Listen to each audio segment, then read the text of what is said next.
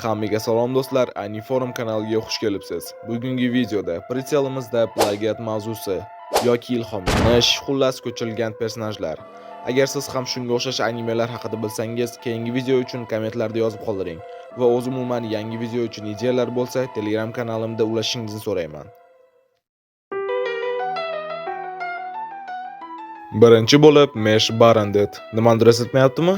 Albatta, turgan bitgani One Punch Man animesidagi Saitama.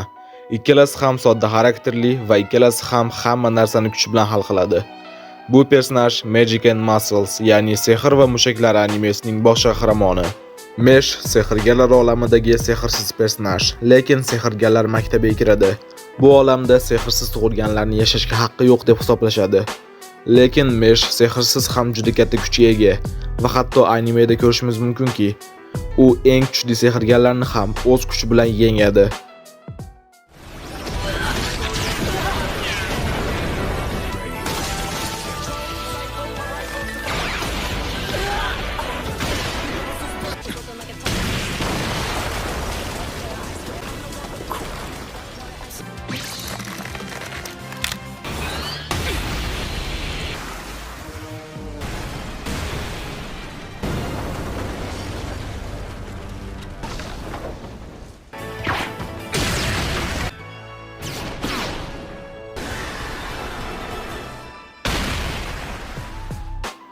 Maktabdagi sehrgarlar katta energiyalar sarflab qilayotgan sehrli ishlarni Mesh hatto kuchining 100dan 1ni ham ishlatmasdan sehrgarlardan ham yaxshiroq uddalaydi.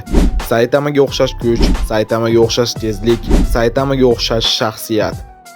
Hattoki ularning xarakterigacha o'xshash. Ikkisi ham sodda fikrlaydi va tinchlikni xohlaydi. Va yana bir o'xshash tarafi kulgili darajada raqibning imkonsizligi. Saitamaning asosiy kuchi bu dushmandan kuchliligi. Bu Saitama va bunga o'xshash personajlarning asosiy qoidasi. Meshda ham xuddi shu holat. U jangga e'tibor ham bermaydi. U xohlaydigan narsa jangni yakunlash va tezroq o'zining sevimli shirinliklarini yeyish.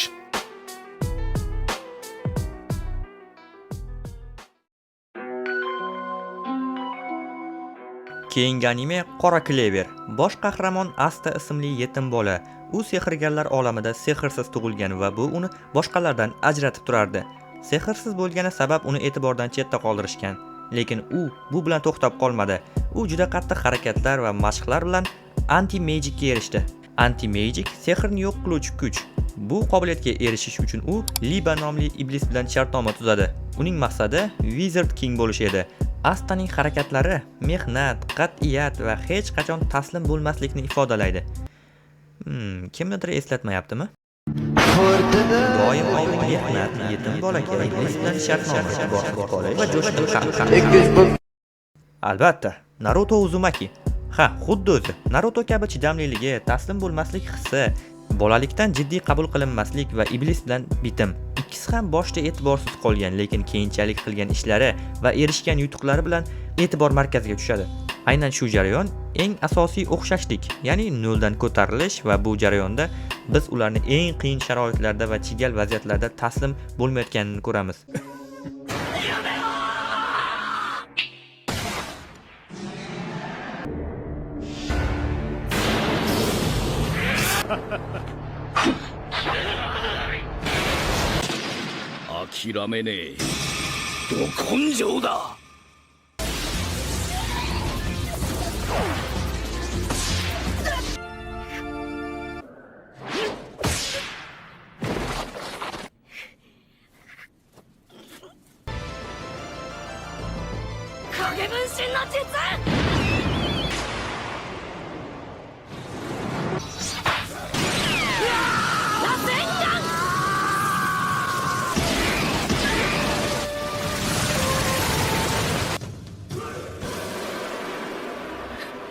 Bundan tashqari ular xatolari sabab yangi qobiliyatlar va ko'nikmalarga erishishadi. Bu ikki qahramonlarning maqsadlari ham o'xshash. Naruto Hokage bo'lmoqchi bo'lsa, Asta esa Wizard qiroli bo'lishni xohlardi. Ikkisi ham bu yo'lda juda ham ko'p narsalarni yo'qotadilar va shu bilan birga juda ko'p narsalarga erishishadi.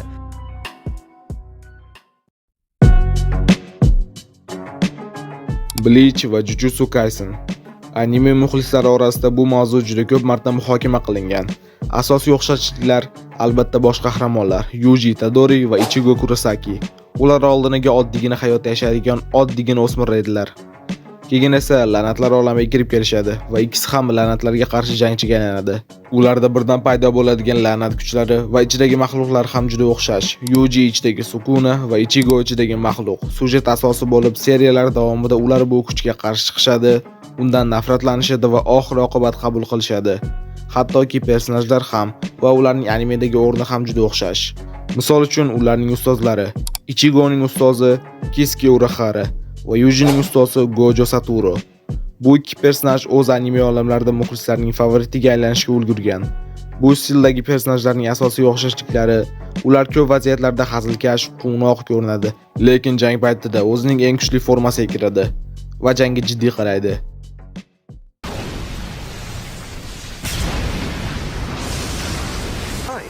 Sound? We could just hold hands if you like. You bastard! There's still more! Curse technique reversal. Domain expansion. Infinite void. No. I can see everything. The hook with just this. Bu ikki personaj Yuji va Ichigoga kuchni nazorat qilishda yordam bergan va bir necha marta qutqarib ham qolgan. Body feels heavy. It's cold. Undan tashqari, boshqa personajlar ham juda o'xshash. Masalan, Hiyori Sarugaki va Nishimiya Momo, Tetsuzaemon Iba va Yaga Masamichi, Ikumi Unagiya va Kugisaki Nobara, Higashi Kyokuchi Tsujin va Gagagunchi Yoshinobu, Shiba Kaien va Fushiguro Megumi. Bu personajlarning nafaqat ko'rinishi, balki kuchlari, fikrlashlari, sujetdagi o'rni va personajlarga ta'siri ham juda o'xshash.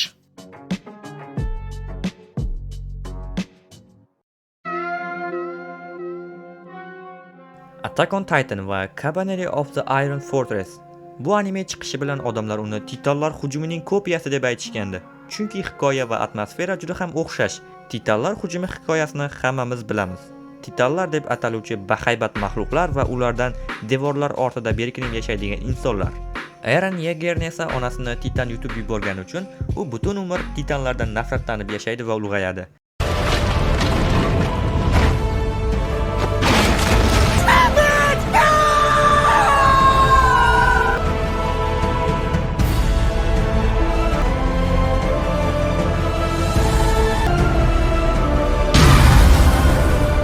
Cabaneri of the Iron Fortress hikoyasiga ko'ra, insoniyat Cabaneri nomli zombilarga o'xshash mavjudotlarga qarshi jang qiladi. Ikoma ismli personaj ham bu mavjudotlardan nafratlanadi va ularga qarshi chiqish uchun o'zini Cabaneriga aylantiradi. Shu syujet burilishi Titanlar hujumi animesiga o'xshab ketadi. Titanlar hujumi animesida ham Eren Titan kuchiga ega bo'ladi va Titanlarga qarshi jang qiladi. Undan tashqari bu ikki anime atmosferasi juda ham o'xshash. Ikkala animeda ham odam yeydigan mahluqlardan qo'rqib yashashardi. Ulardan qochishardi, berkinishardi va insoniyatning faqatgina kuchli qismi ularga qarshi jang qila olardi. Xuddi Survey Corpsga o'xshab. Bu omon qolish yo'nalishidagi animelarning asosiy formati va bu ikki animening asosidir. Aytgancha bu ikki animening atmosferasi bir-biriga bunchalik o'xshashiga sabab loyihalar ustida dastlab bitta kompaniya ishlagan. Shu sabab jang sahnalarida, portlashlarda, ranglar va kamera qimirlashlarida o'xshashliklarni sezishingiz aniq. Video mana shu joyda o'z nihoyasiga yetadi. Oxirgacha tomosha qilganingiz uchun kattakon rahmat. Videoga like bosib qo'yishni unutmang. Videoni shu joyda yakunlaymiz. Telegram kanalimizga obuna bo'lishni unutmang. Videoni ko'rganingiz uchun hammaga rahmat, hammaga xayr.